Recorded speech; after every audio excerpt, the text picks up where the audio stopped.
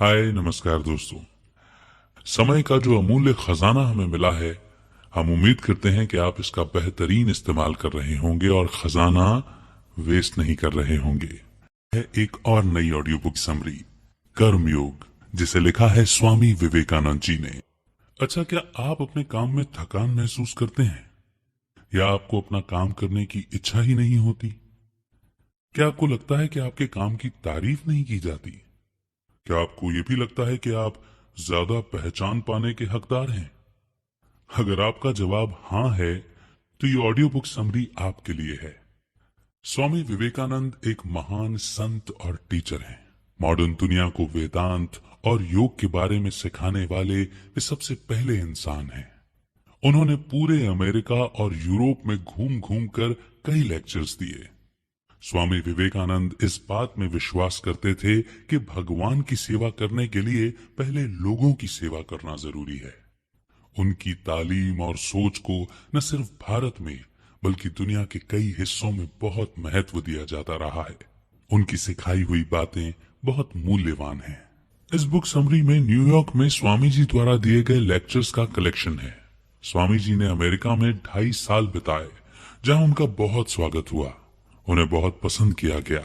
उनके स्टूडेंट्स ने पैसा इकट्ठा किया ताकि वो एक मकान किराए पर ले सकें। वहां स्वामी जी रोज फ्री में लेक्चर दिया करते थे। इस बुक समरी में उनके द्वारा कर्म योग पर दिया गया हर लेक्चर मौजूद है। इसमें आप काम यानी कर्म और ड्यूटी यानी फर्ज और कर्तव्य के महत्व के बारे में सीखेंगे। आप अपने काम से प्यार करना और बदले में कुछ मिलने की आशा न करने के बारे में भी सीखेंगे। आप सीखेंगे कि अपनी ड्यूटी को कैसे खुशी से स्वीकारना है और उसे कैसे पूरे दिल से निभाना है। तो आइए शुरू करते हैं समरी ऑफ कर्मयोग बाय स्वामी विवेकानंद। तो पहला चैप्टर है Karma and its effect on character, यानी कि कर्म का चरित्र पर प्रभाव। कर्म संस्कृत शब्द कृ से आया है। इसका मतलब होता है करना। कर्म का मतलब है हर एक्शन का असर या परिणाम। योग में कर्म का मतलब होता है काम यानी कि वर्क। एक इंसान का कैरेक्टर यानी चरित्र उसके सभी एक्सपीरियंसेस को मिलकर बनता है, चाहे वो सुख हो या दुख, खुशी हो या दर्द। ये सभी उसके कैरेक्टर को यानी कि चरित्र को, व्यक्तित्व को शेप देते हैं। ये अनुभव उसे अज्ञानता से ज्ञान की ओर ले जाते हैं। आपके एक्शंस के पीछे असली मकसद क्या है? लोग हमेशा किसी खास मकसद के लिए ही कुछ कर्म करते हैं। कुछ लोग शोहरत पाने के लिए करते हैं, कुछ पावर पाने के लिए, तो कुछ धन दौलत के लिए। कुछ लोग स्वर्ग जाने के लिए करते हैं और कुछ पश्चाताप के लिए। लेकिन सबसे महान और नेक कर्म होता है बस कर्म करना। उदाहरण के लिए कुछ लोग गरीबों की मदद और सेवा करते हैं। वे नाम कमाने के लिए या अपनी पहचान बनाने के लिए ऐसा नहीं करते। वे सिर्फ इसलिए ऐसा करते हैं क्योंकि उन्हें भलाई का कर्म करने में विश्वास है। उन्हें ये काम करना अच्छा लगता है। क्या एक आदमी जो काम को काम समझकर करता है उसे कुछ हासिल होता है? हाँ, असल में उसे ही तो सबसे ज्यादा फायदा होता है। बिना किसी निजी मकसद के किया गया कर्म मन, शरीर और आत्मा के लिए सबसे अच्छा होता है। लेकिन इसे सच में अपनी सोच और जीवन में उतारने के लिए बहुत अधिक सेल्फ कंट्रोल की जरूरत होती है, यानी कि आत्मनियंत्रण की जरूरत होती है। सिर्फ 5 मिनट के लिए बिना किसी सेल्फिश मकसद यानी कि बिना किसी स्वार्थ के काम करके देखिए। यह भी आपको बहुत मुश्किल लगेगा।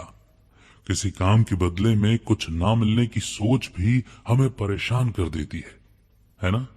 इसीलिए बिना किसी सेल्फिश मकसद के काम करना आपकी असली शक्ति को दिखाता है। 5 मिनट, 5 घंटे, 5 दिन बिना किसी मकसद के काम करना खुद पर सेल्फ कंट्रोल को साबित करता है। ऐसा निष्काम कर्म करने के लिए एक स्ट्रांग विल पावर और स्ट्रांग कैरेक्टर की जरूरत होती है। बदले में कुछ मिलने की आशा किए बिना या बिना किसी निजी स्वार्थ के ज्यादा से ज्यादा काम करने की कोशिश कीजिए। एक महान इंसान बहुत सारे अच्छे काम करता चला जाता है, मानो वो अच्छे कर्मों का बीज बो रहा हो। वो हर रोज उसकी देखभाल करता है, लेकिन घंटों उसके पास बैठकर उसके बढ़ने और उसके फलों को हासिल करने की इच्छा नहीं करता। वो बस अपने काम में लगा रहता है और ज्यादा अच्छे पौधे लगाता जाता है। अगर आप किसी की मदद करना चाहते हैं तो ये मत सोचिए कि उस इंसान का क्या रिएक्शन होगा। उसके धन्यवाद देने का इंतजार मत कीजिए, या ये आशा मत कीजिए कि वो भी इसके बदले में आपके लिए कुछ करेगा।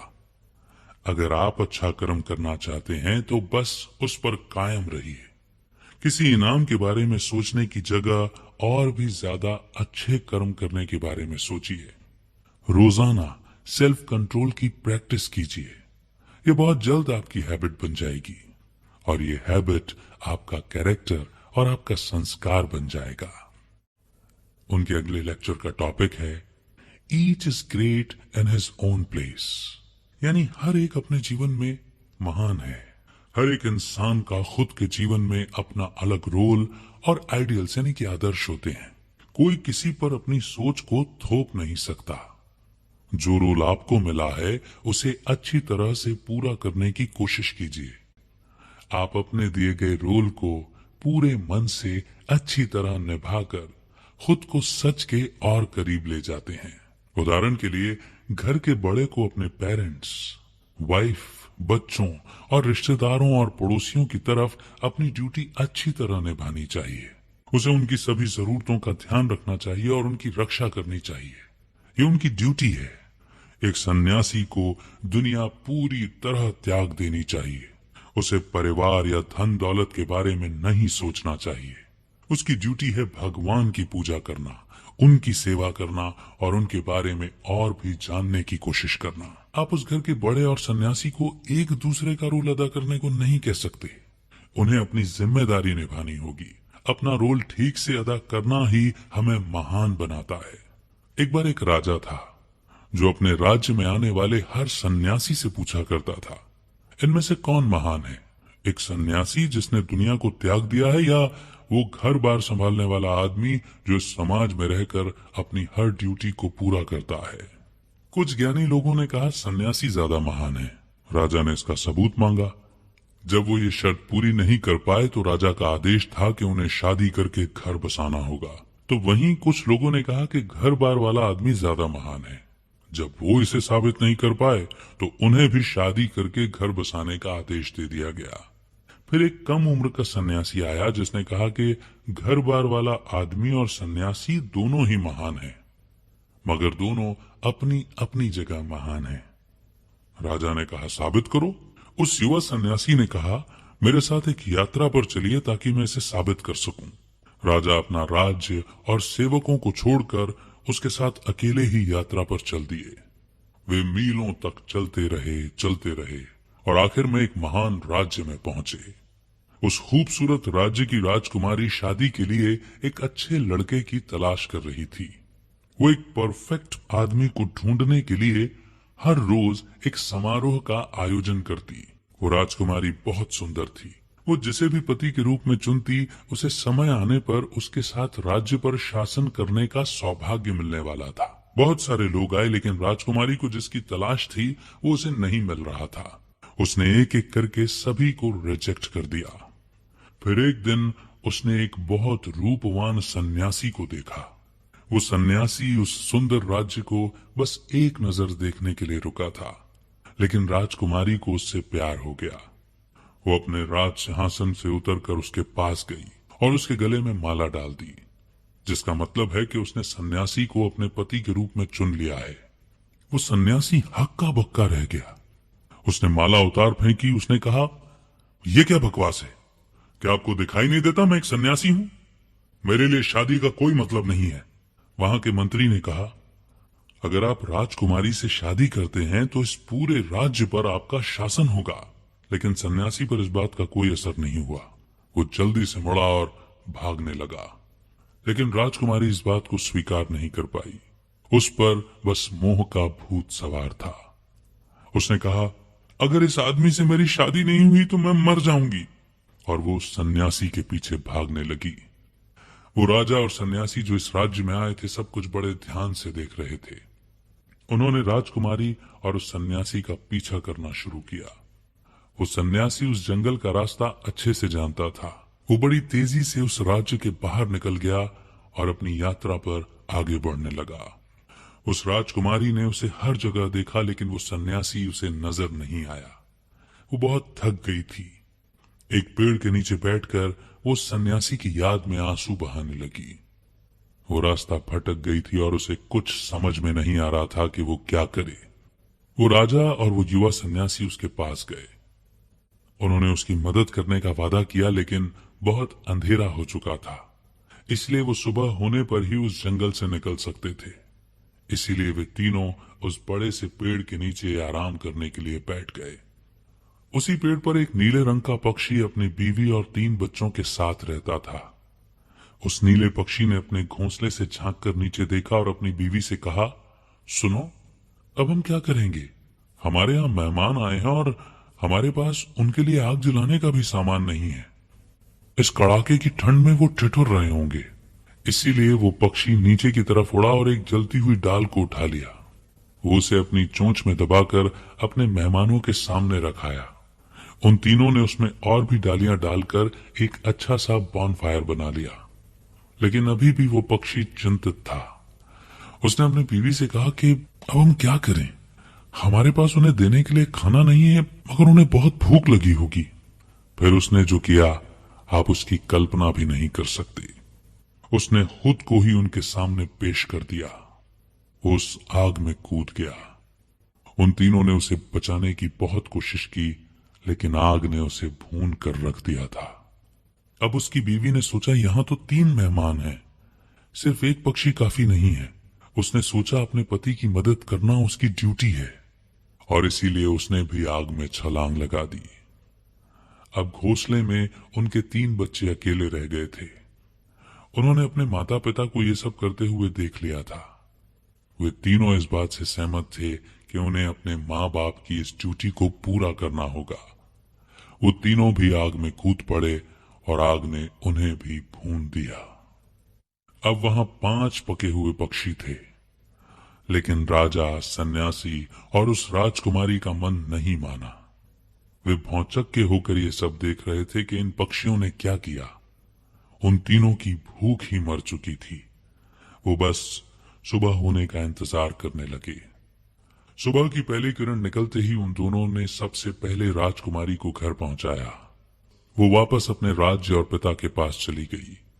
अब उस सन्यासी ने राजा को समझाया, हे राजन, आज आपने एक बहुत अच्छा सबक सीखा है।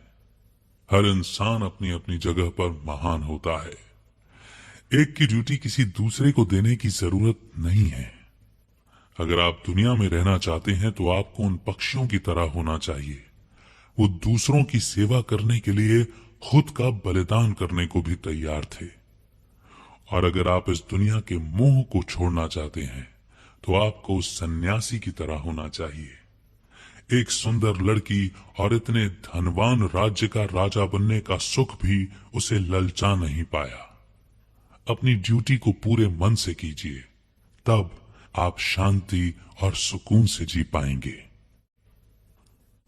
उनके दिए हुए लेक्चर का अगला चैप्टर है द सीक्रेट ऑफ वर्क। अपने कर्म के बदले में कुछ मिलने की आशा मत रखिए। यही कर्म करने का सीक्रेट है। इसी सोच को अपनाकर आप अपने करियर में या बिजनेस में सक्सेसफुल हो सकते हैं। बस अपने काम से प्यार कीजिए। आप जो करते हैं उससे प्यार कीजिए। एक गुलाम जो जंजीरों से बंधा होता है, उसे काम करने के लिए अपने पैरों को घसीटना पड़ता है। वो जो भी काम करता है ठीक से नहीं करता, क्योंकि उसे उस काम को करने के लिए मजबूर किया जाता है। इसलिए गुलाम नहीं बल्कि एक मालिक की तरह काम कीजिए। बस अपना बेस्ट कीजिए और उस काम को खुशी से कीजिए। एक बार 5 राजा थे जिन्होंने मिलकर गरीबों के लिए एक बहुत बड़ी दावत रखी। उन्होंने सभी को दिल खोलकर कपड़े, पैसे और खाने का सामान उपहार में दिया। ये जश्न एक बहुत बड़ी लड़ाई की जीत की खुशी में दिया गया था। वहां के लोगों का मन उन 5 के लिए आदर से भर गया। फिर वहां एक बड़ा अजीब सा नेवला आया। उसके शरीर का आधा हिस्सा सोने का था और आधा ब्राउन रंग का। वो उस हॉल के बीचों बीच गया और कहने लगा कि आप सब धोखेबाज हैं, ये कोई बलिदान नहीं है। सभी लोगों को लगा कि ये नेवला पागल है। उन्होंने कहा, क्या तुम्हें दिखता नहीं, इन्होंने गरीबों को कितना दान दिया है, इन्होंने बहुत बड़ी कुर्बानी की है। तब वो नेवला अपनी कहानी बताने लगा कि वो एक छोटे से गांव से आया था। वहां वो एक ब्राह्मण और उसके परिवार से मिला जो अपनी बीवी और 2 बेटों के साथ रहता था। वो ब्राह्मण बहुत गरीब था। गांव में थोड़ा बहुत पढ़ाकर उन्हें जो पैसे मिलते उसी में उनका गुजारा होता था। उन लोगों का जीवन बहुत सादा था। लेकिन फिर वहां अकाल पड़ा जो पूरे 3 साल तक चला। उस ब्राह्मण और उसके परिवार की दशा और भी ज्यादा खराब हो गई। कई दिनों तक उन्हें कुछ खाने को नहीं मिला। एक दिन वो ब्राह्मण आटे का बैग लेकर घर आया। वो इसे पाकर बहुत भाग्यशाली महसूस कर रहा था। उसने उसे 4 बराबर हिस्सों में बांट दिया ताकि वो सब पेट भरकर खा सकें। खाना तैयार करके वो सब खाने के लिए बैठ गए। वो खाना खाने ही वाले थे कि किसी ने दरवाजा खटखटाया। ब्राह्मण ने दरवाजा खोला। बाहर एक बूढ़ा आदमी खड़ा था। अंदर आइए, आप हमारे मेहमान हैं, ब्राह्मण ने कहा। किसी मेहमान का स्वागत करना और उसकी अच्छे से खातिरदारी करना भारतीय रिवाज है।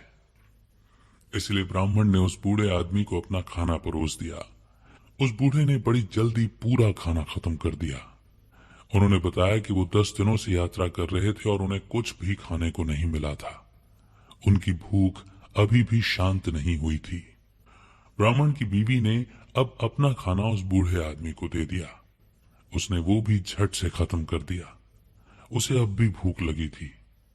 अब उसके बड़े बेटे ने अपना हिस्सा भी दे दिया। उसने कहा कि ये उसकी ड्यूटी है कि वो अपने पिता की मदद करे। उसके हिस्से का खाना खाकर भी बूढ़े की भूख शांत नहीं हुई। अब उसके छोटे बेटे ने भी अपना हिस्सा दे दिया। तब जाकर बूढ़े का पेट भरा। उसने पूरे परिवार का धन्यवाद किया और अपने रास्ते चल दिया। अब ब्राह्मण और उसके परिवार के पास खाने के लिए कुछ नहीं था। अगले दिन उन सब की भूख से तड़प कर मृत्यु हो गई। उसी दिन वो नेवला उनके घर गया था। उसने टेबल पर बिखरे आटे के दाने देखे। उसने अपना शरीर उस पर रगड़ा। वो हैरान हो गया क्योंकि उसके शरीर का वो हिस्सा सोने में बदल गया था। उस ब्राह्मण और उसके परिवार ने जो बलिदान दिया था वो सच्चा सोना था। लेकिन उस नेवले को पूरी दुनिया में फिर इतना महान बलिदान देखने को नहीं मिला, इसलिए उसका आधा शरीर ही सोने का था। जो काम प्यार से किया जाता है वो असली सोना होता है। वो किसी भी सेल्फिश मकसद से बिल्कुल परे होता है। वो किसी भी नेगेटिव फीलिंग से मुक्त होता है। अगर ज्यादा से ज्यादा लोग अपने काम से प्यार करने लगें तो ये दुनिया कितनी सुंदर और बेहतरीन हो जाएगी। अगले लेक्चर का टॉपिक है व्हाट इज ड्यूटी। एक बार एक सन्यासी था जो जंगल के बीचों बीच रहता था। वो अपना पूरा दिन ध्यान लगाने में और योग करने में बिताता था। एक दिन वो पेड़ के नीचे आराम कर रहा था। अचानक से सूखी पत्तियां उसके ऊपर गिरने लगी। उसने ऊपर देखा, पेड़ पर एक कौवा और सारस यानी कि क्रेन बैठे लड़ रहे थे। वो हर जगह सूखी पत्तियां फैला रहे थे। उस सन्यासी को गुस्सा आ गया। उसने चिल्लाकर कहा, मुझ पर पत्ते फेंकने की तुम्हारी हिम्मत कैसे हुई? उसने गुस्से से उन दोनों को देखा। उस सन्यासी की हैरानी का ठिकाना नहीं था जब उसने देखा कि वो सारस और कौवा जलकर राख हो गए थे। वो अपनी शक्ति देखकर बहुत खुश हुआ। फिर उसके जंगल छोड़ने का वक्त आया। वो शहर में भिक्षा मांगने चला गया। उसने एक दरवाजा खटखटाया और कहा, मां, मुझे खाने के लिए कुछ दीजिए। उस औरत ने कहा, बेटा 1 मिनट रुको। उस सन्यासी ने सोचा, इसकी इतनी हिम्मत कि इसने मुझे इंतजार करने को कहा। इसे पता नहीं है मेरे पास कितनी शक्ति है। सन्यासी ने इस बात को अपने मन में कहा था। तभी उस औरत ने उस सन्यासी से कहा, खुद के ऊपर इतना घमंड मत करो, मैं वो कौवा या सारस नहीं हूं। उस सन्यासी ने कुछ देर और इंतजार किया। जब वो औरत बाहर आई तो उसने पूछा, माँ, आपको उस जंगल में रहने वाले कौवे और सारस के बारे में कैसे पता चला? उसने जवाब दिया, बेटा, तुम जो योग साधना करते हो, मुझे उसका कोई ज्ञान नहीं है। मैं एक सीधी सादी हाउसवाइफ हूं। मैंने तुम्हें इंतजार करने के लिए इसलिए कहा क्योंकि मैं अपने बीमार पति की सेवा कर रही हूं। उसने बताया कि उसने अपनी पूरी जिंदगी हर ड्यूटी को ठीक से करने की कोशिश की है। जब वो छोटी थी तब उसने अपने माता पिता की सेवा की। जब शादी हुई तो अपने पति की सेवा की। उसके लिए तो यही योग था। इन्हीं चीजों से उसे ज्ञान मिला था। इसीलिए वो सन्यासी के मन की बात पढ़ पाई। वो जानती थी कि सन्यासी ने जंगल में क्या किया था। उसने सन्यासी को अगले शहर में जाने के लिए कहा। वहां एक कसाई यानी कि बुचर था, जिससे सन्यासी बहुत कुछ सीख सकता था। सन्यासी ने सोचा कि वो कसाई मुझे क्या सिखा सकता है। फिर भी वो उस शहर की ओर चला गया। वो वहां के मार्केट में पहुंचा। वहां उसे एक मोटा कसाई दिखाई दिया। वो मांस को काट कर अपने कस्टमर को दे रहा था। सन्यासी ने सोचा, हे भगवान, मेरी मदद करना। मैं एक कसाई से बात करने जा रहा हूं। वो तो पक्का एक शैतान का अवतार होगा। जब कसाई ने सन्यासी को वहां खड़ा देखा तो पूछा, क्या आप वही हैं जिसे उस औरत ने भेजा है? प्लीज थोड़ा इंतजार कीजिए, मुझे अपने कस्टमर का पहले ध्यान रखना है। जब कसाई का काम पूरा हो गया तो उसने पैसे उठाए और सन्यासी को अपने पीछे आने के लिए कहा। वो कसाई के घर पहुंचे। कसाई ने फिर उसे इंतजार करने के लिए कहा। घर पर कसाई ने अपने बूढ़े माँ बाप की सेवा की। उन्हें नहलाया, साफ कपड़े पहनाए, उनके लिए खाना बनाया और फिर उन्हें खिलाया। उसने इस बात का पूरा ध्यान रखा कि उन्हें जरा भी तकलीफ ना हो। उसके बाद उसने सन्यासी से बात की। उसने पूछा, स्वामी जी, मैं आपके लिए क्या कर सकता हूं? सन्यासी ने कसाई से भगवान और आत्मा के बारे में कुछ सवाल पूछे। उसने जवाब महाभारत के व्याध गीता से दिया। सन्यासी को बहुत आश्चर्य हुआ। ऐसा लग रहा था मानो कसाई बहुत ज्ञानी था। वो बहुत बुद्धिमान था। सन्यासी ने पूछा, आप इस शरीर में क्यों हैं? आपके पास इतना अपार ज्ञान है, फिर भी आप इतना गंदा काम करते हैं। कसाई ने कहा, सच तो यह है कि कोई भी काम गंदा, छोटा या बुरा नहीं होता। मैं इसी परिस्थिति में पैदा हुआ हूं। मैं जब बच्चा था तब बहुत जल्दी कसाई का काम सीख गया था। मैं पूरी कोशिश करता हूं कि अपनी ड्यूटी को ठीक से पूरा कर पाऊं। कसाई अपने घर की सारी जिम्मेदारी अच्छे से निभाता था। वो अपने माँ बाप का बहुत ख्याल रखता था। वो सन्यासी नहीं था, न उसने दुनिया छोड़कर जंगल में योग साधना की थी। फिर भी कसाई को अपनी ड्यूटी का पूरा एहसास था और उसे पूरा करने के लिए उससे जो हो सकता था वो करता था। इससे हमें ये सबक सीखने को मिलता है कि हमें अपने काम को पूजा की तरह ट्रीट करना चाहिए। उस पर पूरा ध्यान लगाना चाहिए। बस अपना काम करते रहिए। किसी और चीज के बारे में मत सोचिए। उस काम को करने से मिलने वाले फल के बारे में मत सोचिए। मुश्किलों के बारे में या उसके रिजल्ट के बारे में भी मत सोचिए। कहानी में उस औरत ने और कसाई ने अपने कर्म को पूरे दिल से निभाया और इसी से उन्हें ज्ञान मिला। अगले लेक्चर की हेडिंग है, we help ourselves not the world, यानी कि हम अपनी मदद खुद करते हैं, न कि दुनिया हमारी मदद करती है। एक बार एक गरीब आदमी था जिसे बहुत धन दौलत पाने की इच्छा थी। कहीं से उसने सुन लिया कि भूत को पकड़ लेना चाहिए। फिर वो उस भूत से बहुत सारा धन और जो भी चीज उसे पसंद है मांग सकता है। इसलिए उसने एक साधु से मदद मांगी। साधु ने उसे इन बेकार की बातों पर ध्यान नहीं देने की सलाह दी और उसे वापस अपने घर जाने के लिए कहा। लेकिन वो आदमी जिद करने लगा। वो कहने लगा, बाबा, मुझे सच में एक भूत की जरूरत है, प्लीज मेरी मदद कीजिए। साधु नाराज हो गए, लेकिन फिर उन्होंने उसे एक ताबीज दे दिया और कहा कि इस ताबीज को पकड़कर ये जादुई मंत्र पढ़ना, तुम्हारे सामने एक भूत आ जाएगा और वो तुम्हारी हर बात का पालन करेगा। लेकिन याद रखना, भूत खतरनाक होते हैं। उसे हमेशा किसी काम में बिजी रखना। उसे कुछ न कुछ काम देते रहना। अगर तुम फेल हुए तो भूत तुम्हारी जान ले लेगा। उस गरीब आदमी ने कहा, यह तो बड़ा आसान है, मेरे पास उसे देने के लिए बहुत से काम हैं, मैं फेल नहीं होने वाला। वो आदमी घने जंगल के अंदर चला गया। उस तावीज को पकड़कर उसने जादुई मंत्र पढ़ा और अचानक उसे हवा में तैरता हुआ एक विशाल भूत दिखाई दिया। भूत ने कहा, तुमने मुझे अपने जादू से पकड़ लिया है, अब तुम्हें मुझे बिजी रखना होगा, नहीं तो मैं तुम्हारी जान ले लूंगा। उस गरीब आदमी ने कहा, मेरे लिए एक महल बनाओ। 1 सेकंड के अंदर वहां महल तैयार हो गया।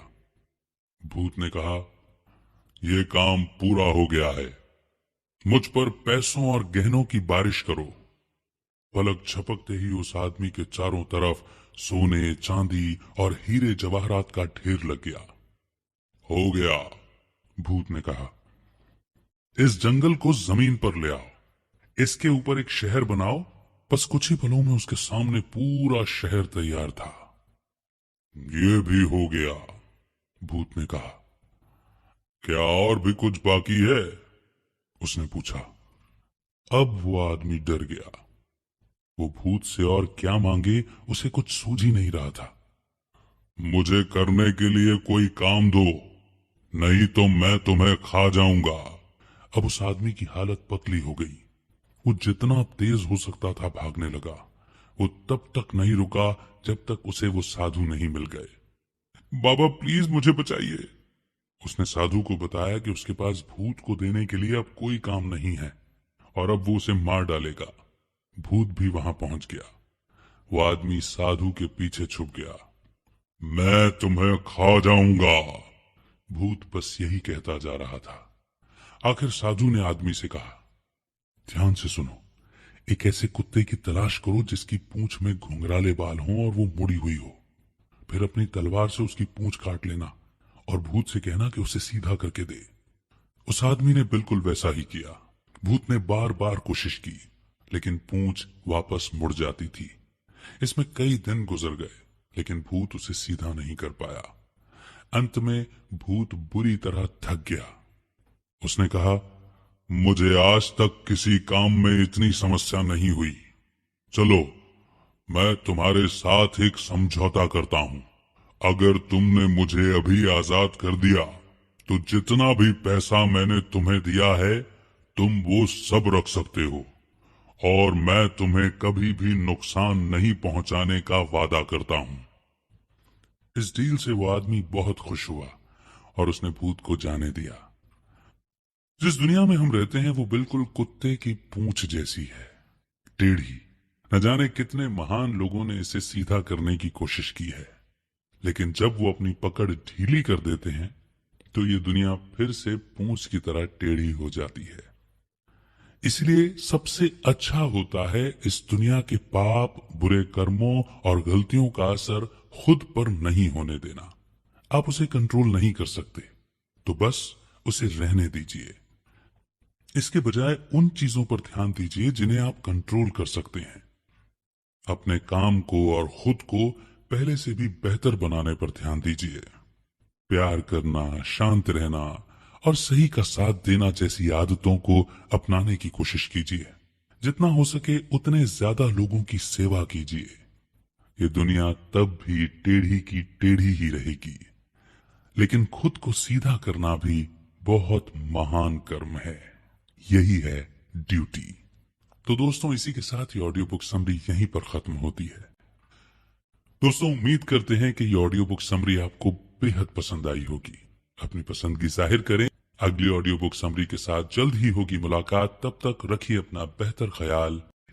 जय हिंद।